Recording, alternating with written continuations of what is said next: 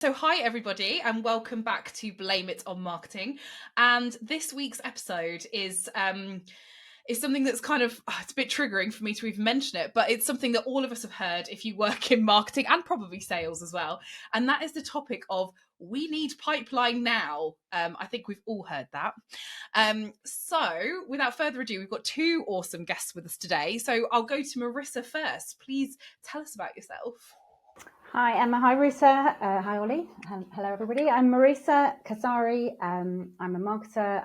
Worked in the B2B industry for several decades now, mainly in the recruitment, talent management and recruitment outsourcing space. It's great to be here. Awesome. And Ollie, over to you.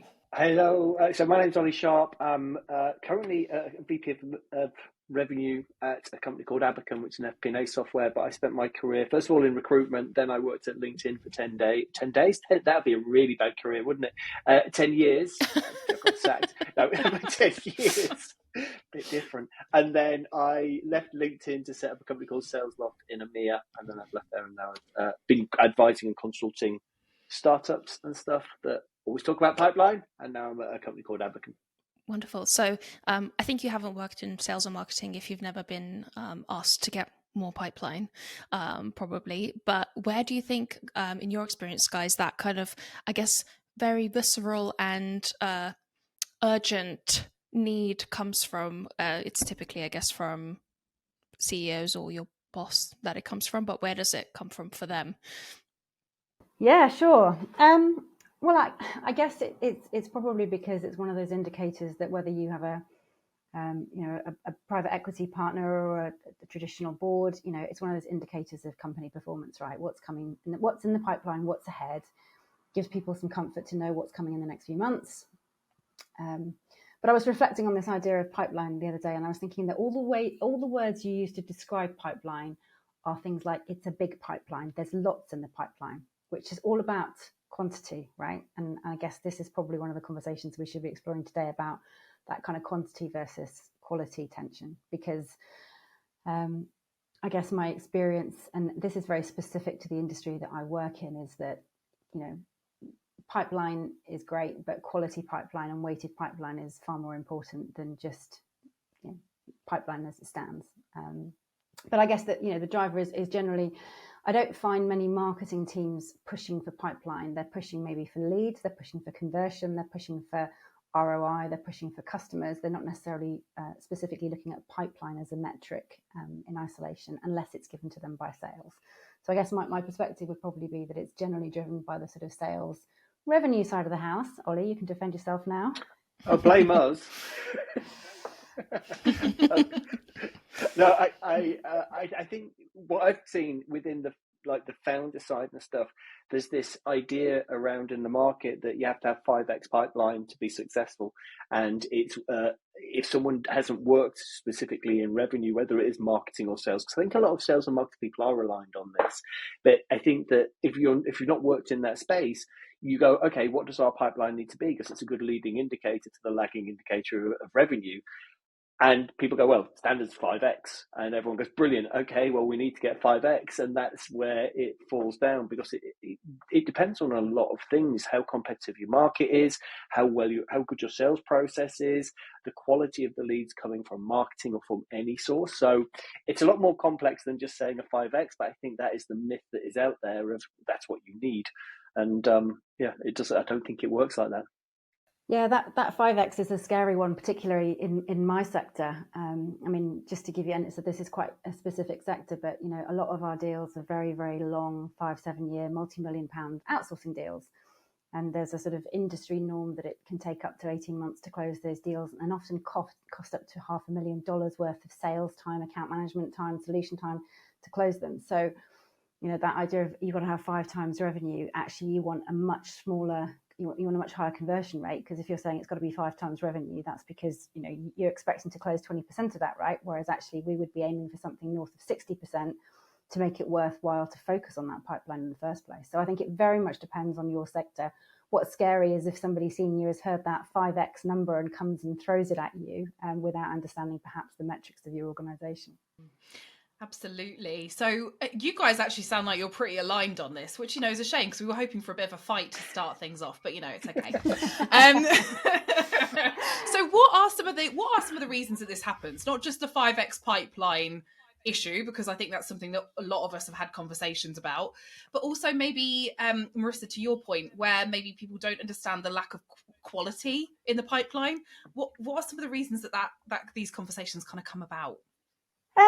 Well, obviously it depends business by business, but I think one of the challenges you have is that pipeline is usually focused on revenue, right? Whereas businesses are focusing on profits, and there's a sort of a fundamental misalignment there, which is that, and again, I'm making a massive generalization here, but if you have sales teams that are targeted on revenue, that is what they're focused on, whereas the business is focused on profitability. And so that kind of metric isn't quite aligned, and I've never yet seen anyone talk about the profitability of their pipeline. They talk about the size of the pipeline, and I guess there's that whole, again, mass generalization here, but people in sales want to be busy. They want to be chasing deals. They want to be, and they see that measure of activity as an indicator of, how well the business is doing. But as I said, in certain organizations that I've worked in, being busy and focusing on multiple leads isn't necessarily going to result either in conversion of that pipeline to actual deals or indeed profitable business. So it's, I think it's a safe way of doing it if they just think, well,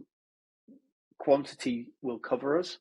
I think that lots of companies that I've worked with and advised is they don't have the processes in place to measure. So if you don't have structured sales process and stages, and you don't know the win rates throughout them, and you don't know the sources and how much it's coming from each, then you are doing it blind, and you're basically trying your best and going, right, well, if we get loads, then that's the way we'll be fine. But then when you become more intelligent, you may be filling that pipeline with things that you've got 0% of chance of closing, and some sources may prove that. And if you're building it with that, it's a vanity metric just to go, we've got 5x, but really we could do the same amount of revenue with 3x. Why don't we just go with the 3x if we're doing it the right way? I think a lot of the time as well, especially in startups, because you're looking to grow by some significant percentage every year, right? It could be anywhere from like 40 to 100+%. When you do your kind of maths, I guess, for your targets, you're like, oh yeah, if we did 2 million and we did that from 5 million pipeline, which is not the 5x, that means if we want to double that, we need to do double of both again. But it gets kind of hard and very complicated to then, like, year by year scale your pipeline to that extent, even with good investment and even with expansion of your team, because it's just there might not even be enough people out there to have that kind of pipeline in the first place, let alone to then successfully continue converting. But the question of, like, how do we make this happen without just continuing to grow the pipeline, I don't feel like often gets asked, because there's other ways of doing stuff, right? It's not just we get more people in, like there's conversion and alignment and all of those things to consider as well. Yeah, Rita, well, it's interesting what you were saying. I advise a business that's currently launching a SaaS product, and actually just thinking about the sort of different conversations here than the ones I have in my day-to-day life, because for them, it's really about getting customer traction and getting some evidence that customers will buy the product, and therefore, that pipeline is a bit more simplistic. Going back to my day job, one of the things that most of the organisations in our industry have implemented is obviously opportunity review boards and weighted pipelines, so that they are applying a much more scientific approach. The overall pipeline might be X, but if the actual predicted conversion rate is very different, that gives you a lot more sort of predictable data to work with. And I don't think you can work in an industry like mine where the size of the deals is so big, but also the cost of winning those deals and converting those deals is so big without applying some really scientific rigor to your pipeline analysis. Yeah. On the away from the metric side for a sec, because that's obviously a key one. We're not measuring the right stuff potentially. We're also not focusing on quality. What about lack of strategy? Because I think that's also a big thing that we've all maybe observed, is that, as Ruta was saying, it's a bit like, well, you put some money in and you double it, and every time we're just going to keep doubling, but we're not actually sitting down and maybe really nailing down our go-to-market strategy. what metrics we're measuring, all those sorts of things. Would you say that's a key thing for you guys in terms of making sure that this alignment actually happens? For me, yes, especially in the SaaS space, and I know the SaaS space more than recruitment space myself, and it's what I find is that you should be. It's like marginal gains in a way. You can actually improve everything as you're going. So if you're actually getting a better sales process in place, if you're using a better qualification framework like Medic or something like that, and then also if you're building a narrative that makes sense to the market, and markets are at different stages, so you've got to think about that. If you add all of those together and you can improve, each of those improves things by 2 to 3%, then you can have a big impact on what pipeline you need. So I think the strategy needs to be an end-to-end strategy, that you're changing a lot of things a little bit, and that will make a big impact. Yeah, I think for me, I mean, strategy, as they say, is more about what you don't do than what you do. And I think I've seen organizations very carefully and very well follow this. If you think about, most sales organizations aren't necessarily going to have unlimited resources, and certainly no marketing organization ever has unlimited resources. So where you spend your time and effort becomes really important. And certainly knowing your target segments from a sector perspective, from a geographic perspective, from an organizational size perspective, other factors that influence means you can play in the spaces where you're far more likely to hook the fish, and the fish are going to be the big fish that you're after, perhaps, certainly in my industry. So I think that piece about having a really clear strategy, it's all very well saying, we want X digit growth, but from where really will help make a big difference. Another one, like a slightly spicier one for us all, that I and again, I think we've probably all seen it, is the leadership panic issue, where obviously maybe, especially if you're VC backed, there's pressure from the board, and then what happens is we all get pulled on the panic bus and everybody's freaking out, and we're like, pipe's not building, all those kind of things. What do you think it is that, I mean, obviously it's pressure from the board, and it's the fact that you're maybe not hitting your targets, but is there realistically anything that can be done about that? Is there stuff that we can do as sales and marketing leaders to help our C-suite, our board, really understand the idea that we can't necessarily just build pipeline right now?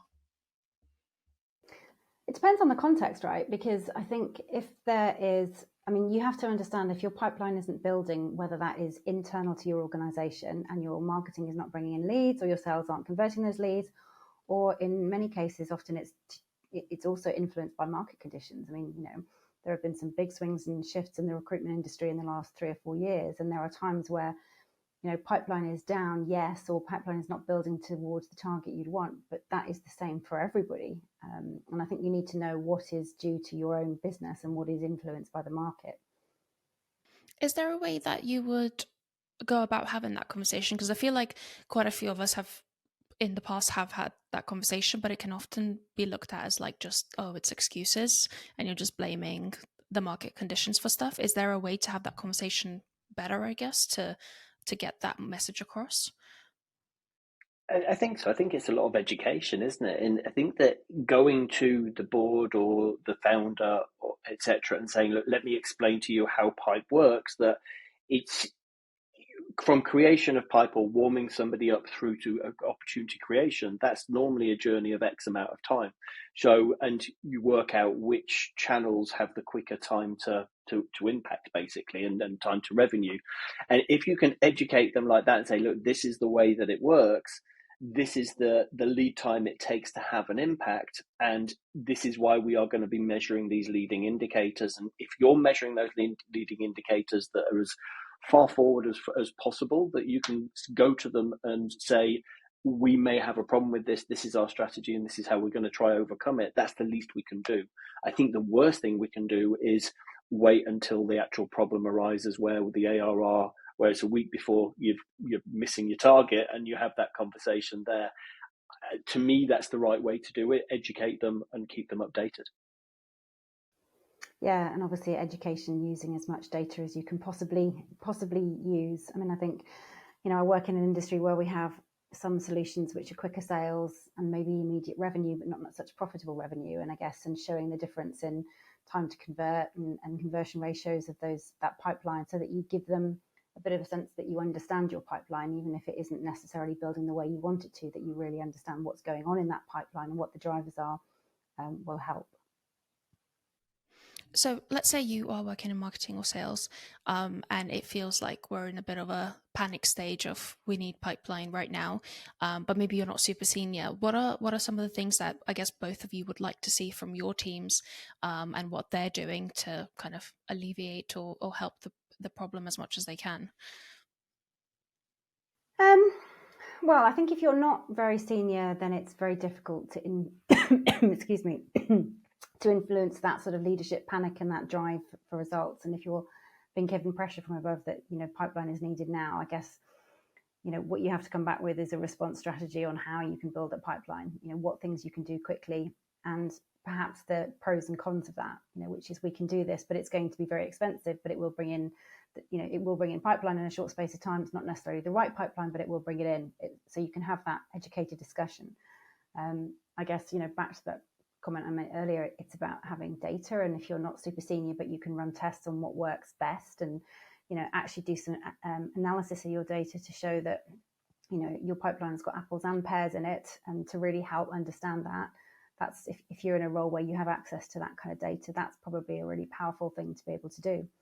The other thing I think is not so much at actually bringing in the pipeline, but for my sector, the way I think about it is you have a brand, demand, land, and expand your clients, right? And marketing focus tends to be at the brand and demand lens of it, which is your job in marketing, is to to help build the brand awareness and bring in those leads.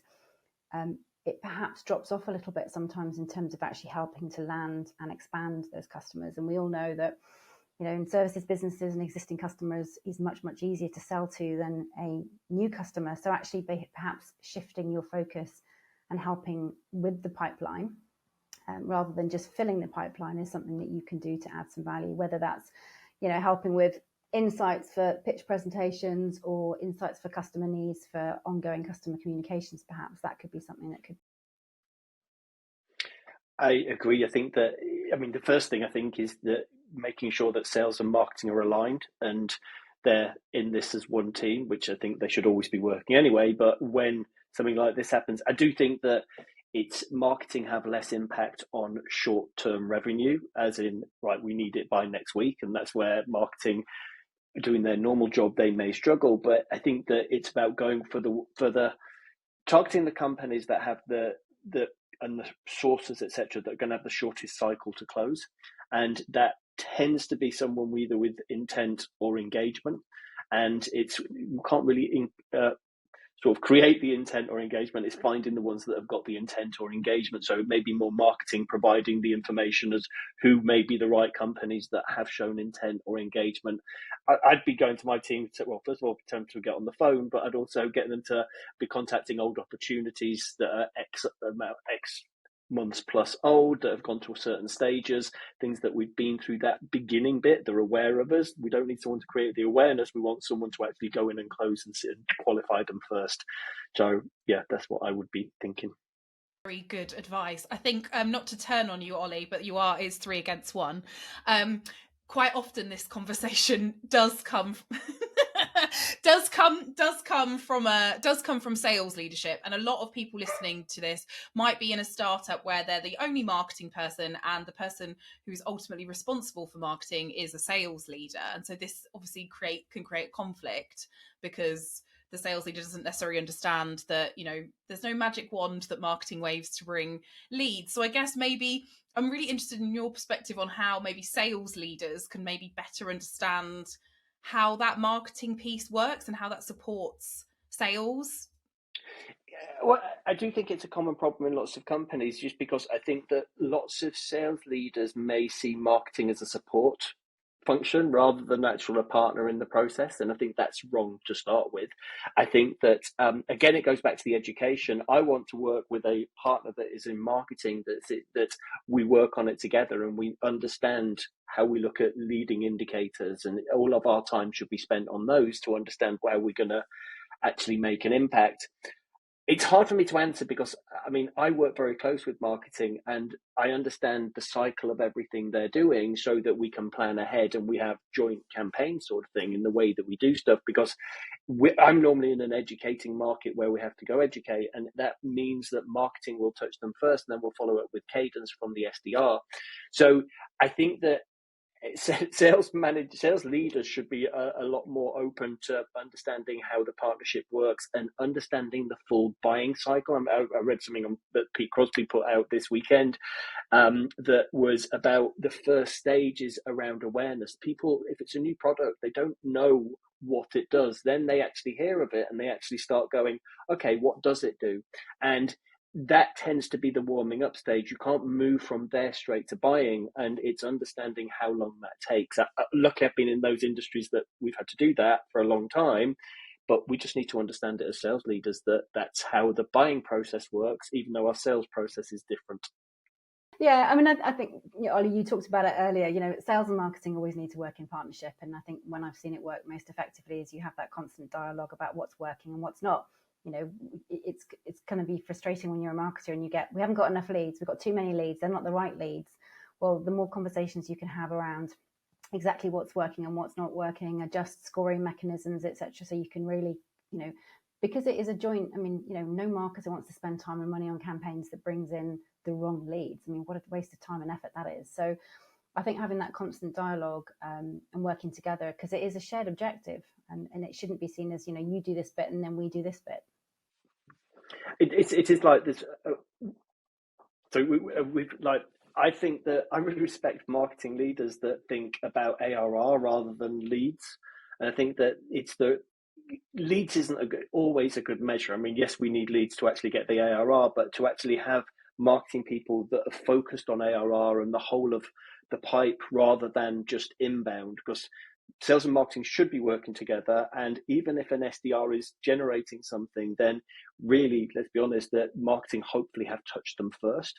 So does become back to become one function again. I know they used to have sales and marketing managers. I don't think you have sales and marketing managers anymore. You have sales or you have marketing. But I think that that's a bad thing that they've separated, and getting back together, because it is one cycle, would have a big impact.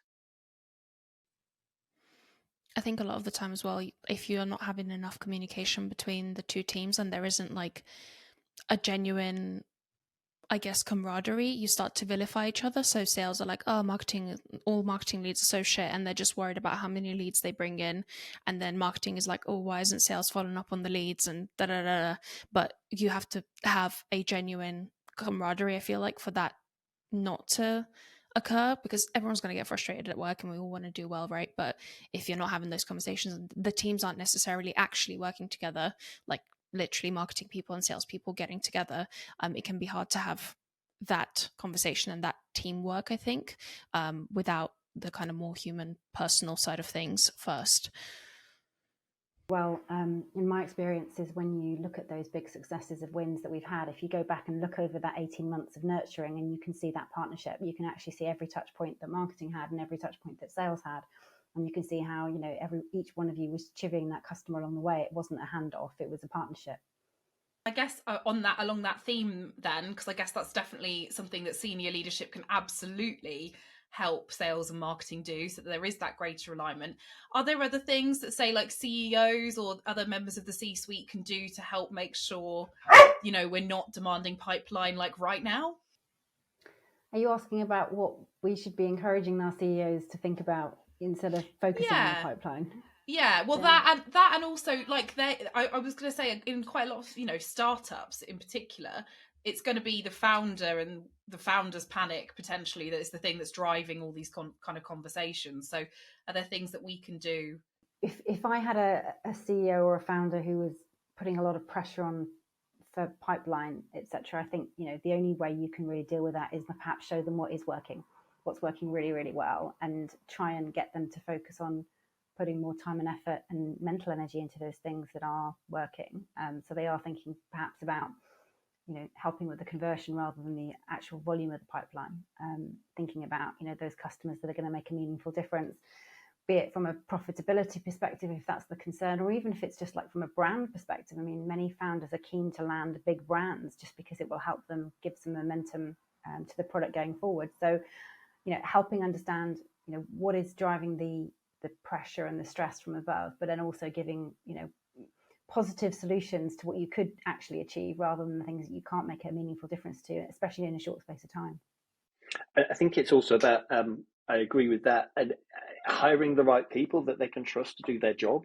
I think that a lot of founders, when they get to a stage that they've stopped the founder-led sales and they've got the company starting to grow, and the next thing they go, we've got to get revenue, pipeline is king, we've got to go with that, and they just become super focused on it. I think that, in my view, CEOs should have like a dashboard of how they track every leading indicator across every part of their business, whether it's sales, marketing, etc., and then hire the right people underneath them that they can trust to do their job, and step away a little bit and just dig in and out and have visibility of everything, rather than just concentrate on pipeline and marketing and sales, because hopefully you've hired the people that can do it rather than people that you have to be looking over their shoulder every day.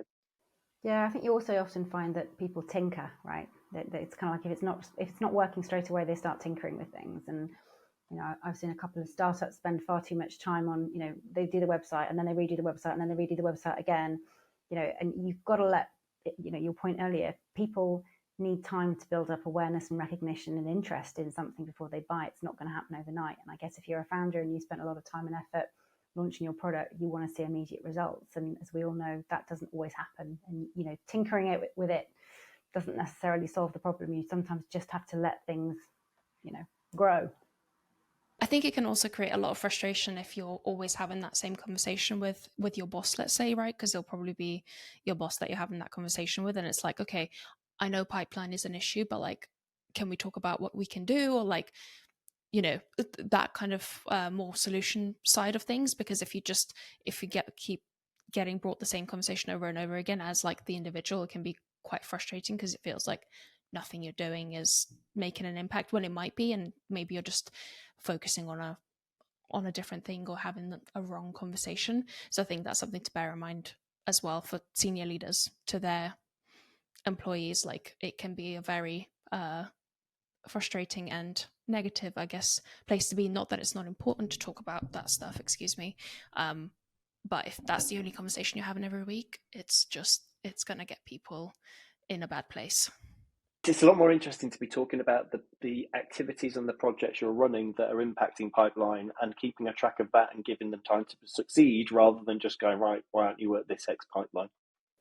I'd also like to see people focus more on the output than the activity, right? And if it's less activity but greater outputs, that is something that absolutely should be celebrated and focused on. But I think there is that tendency for people to want to do stuff.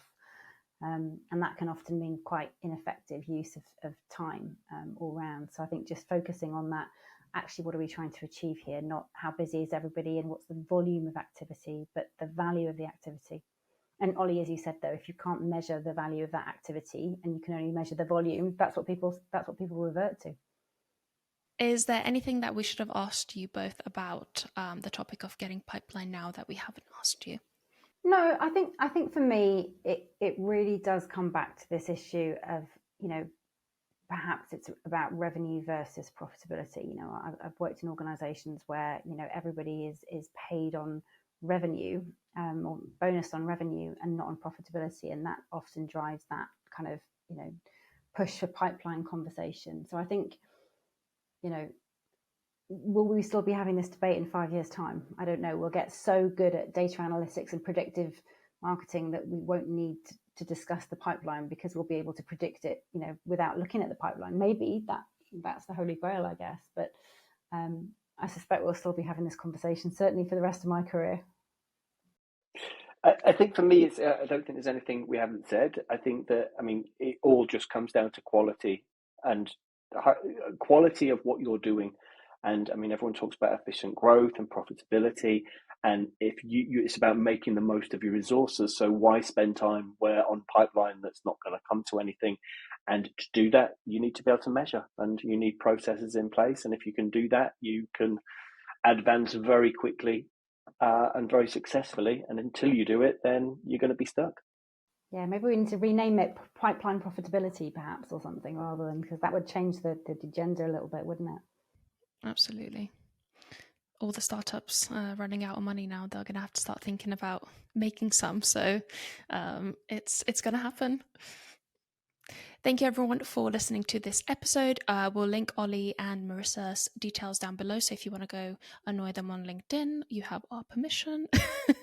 I'm sure they'll be very happy about that. Also join us on blameitonmarketing.com, where you can chat to other like-minded people and have a little moan about work where no one's watching. So who doesn't like that? Thank you so much. And thank you to our speakers again, and we'll see you soon.